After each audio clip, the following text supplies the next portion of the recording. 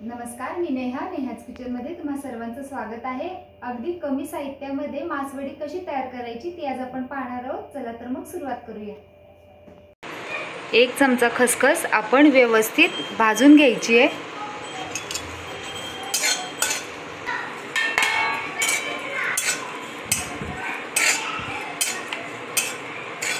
खोबऱ्याचा किस आपण त्यामध्ये टाकून घ्यायचा आहे, तो देखील भाजून घ्यायचा आहे।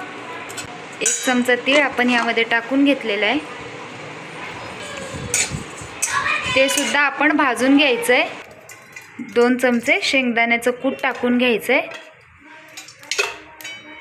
व्यवस्थित हलवून घ्यायचं आहे।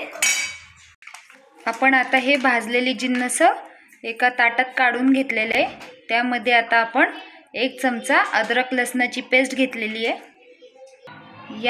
यामध्ये आता आपल्याला 1 चमचा मसाला टाकायचा आहे, पाव चमचा हळद टाकायची आहे, 1 चमचा धने पावडर टाकून घ्यायची आहे, चवीनुसार मीठ टाकून घ्यायचं आहे। आता ही सगळी जिन्नस आपण मिक्सर जार मध्ये टाकून कोथिंबीर सुद्धा टाकून घेतलेली आहे आणि ओबडधोबड ते वाटून घ्यायचे। आता आपण हे वाटण काढून घेऊया। बेसन तयार करण्यासाठी आपण 7-8 लसणाच्या पाकळ्या घेतलेल्या आहेत आणि 4 ते 5 हिरवी मिरची घेतलेली आहे। आता आपण ही वाटून घ्यायची आहे। एका कढईमध्ये आपण 2 चमचे तेल घेतलेले आहे, तेलामध्ये आपण मोहरी टाकून घेतलेली आहे। आता मोहरी व्यवस्थित तडतडू द्यायची आहे। थोडासा जिरा टाकून घ्यायचा आहे। लसूण आणि हिरवी मिरचीची पेस्ट आपण करून घेतली होती ती टाकून घ्यायची आहे, व्यवस्थित हलवून घ्यायचं आहे। हळद टाकून घ्यायची आहे, पाव चमचा। 1 ग्लास पाणी टाकून घेतलेलं आहे आपण यामध्ये। चवीनुसार आपल्याला मीठ टाकून घ्यायचं आहे।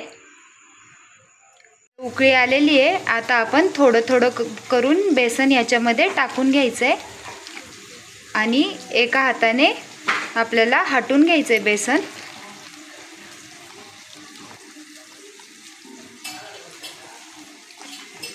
बेसन व्यवस्थित हटायचं आहे, गुठळ्या पडल्या नाही पाहिजे।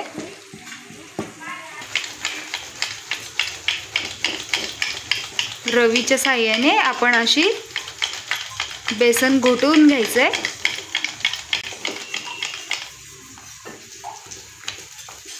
सगळ्या गुठळ्या आपल्याला मोडून घ्यायच्या आहेत। आपलं बेसन तयार झालेलं आहे। एकीकडे आपण ओलं करून रुमाल घेतलेला आहे, त्याच्यावरती आपण हे बेसन टाकून घ्यायचं आहे। पाण्याचा हात घेऊन व्यवस्थित पसरवून घ्यायचं आहे।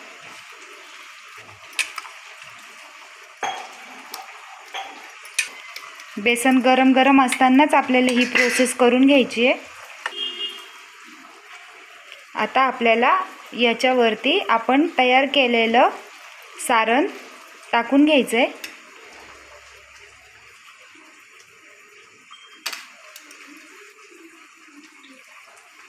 तुम्ही या सारणामध्ये कांद्याचा वापरही करू शकता।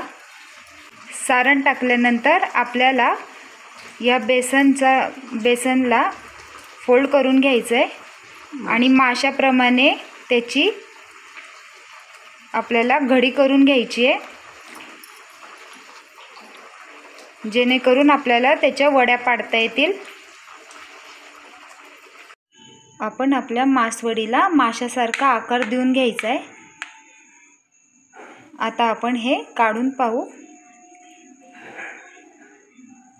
आपली मासवडी व्यवस्थित तयार झालेली आहे। आता आपण याचे काप करून घेऊ।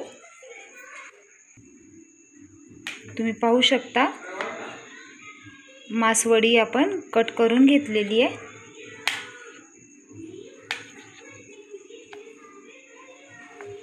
परफेक्ट अशी मासवडी आपली तयार झालेली आहे।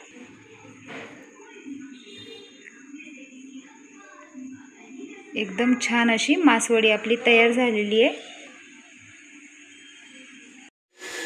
मसाला तयार करण्यासाठी आपण एक मोठा कांदा असा कट करून घ्यायचा आहे आणि तो असा गॅसवर ठेवून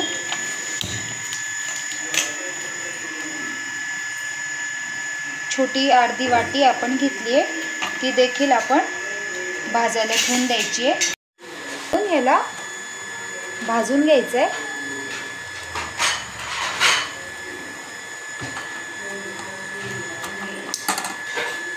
खोबरं लगेचच भाजलं जातं, त्यामुळे खोबरं भाजून झालं की बाजूला काढून घ्यायचं.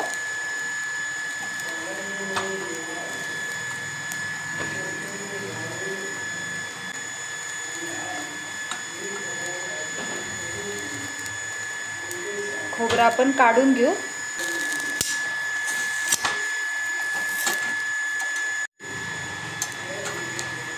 कांदा आपण सगळ्या बाजूंनी व्यवस्थित भाजून घ्यायचा आहे.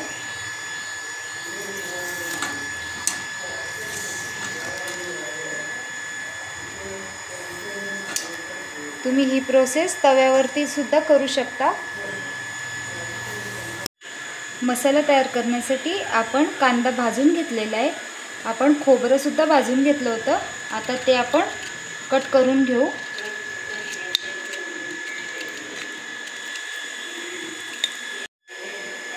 आपण खोबरं कट करून घेतलेलं आहे. आता आपण यामध्ये 10-12 लसणाच्या पाकळ्या घेतलेल्या आहे, 1 इंच आलं घेतलेलं आहे आणि आपण कोथिंबीर घेतलेलं आहे. ही सगळी जिन्नस आपण एका मिक्सर जारमध्ये टाकून घ्यायची आहे.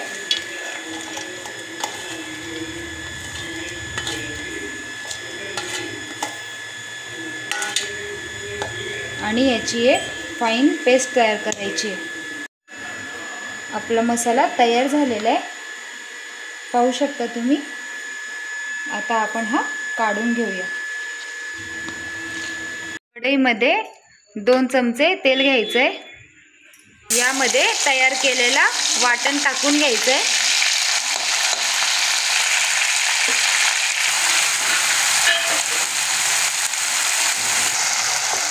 व्यवस्थित परतवून घ्यायचं आहे. पाव चमचा हळद टाकून घ्यायची आहे. 1 चमचा गरम मसाला टाकायचा आहे.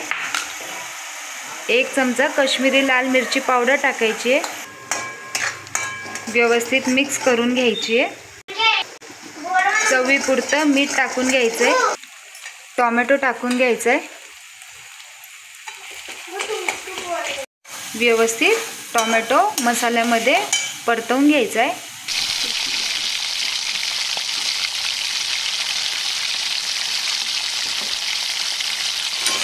मसाला आपण एकदा व्यवस्थित हलवून घ्यायचा आहे.